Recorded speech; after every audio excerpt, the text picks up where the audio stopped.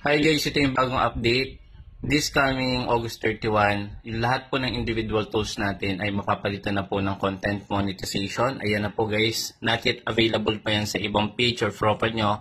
Pero pwede kayo guys mag-request ng interest or mag-send ng interest. So dati wala pa yan dito sa ating not yet available tools, pero ngayon meron na siya. So yan po yung update ngayon. Then pag click nyo po iyan, makikita nyo dito yung details nito guys. Again, yung content monetization tools ay sama-sama yung mga individual tools sa isang kitaan. Okay? So, long form video, short form video, and bonuses, stories, tapos yung, yung performance bonus. So guys, dito, pwede tayong mag-send ng interest. Ayan. Click natin yan. Pwede kayo dito guys mag-send. Compose lang kayo ng message kay support.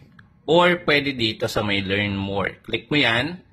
Then mapoproceed ka sa third party browser. Click mo tong form na to. Click mo yung form na yan. Then ikakopy mo lang yung link ng iyong page. Ayan. Paste mo lang dito yung active email number and then yung Facebook URL.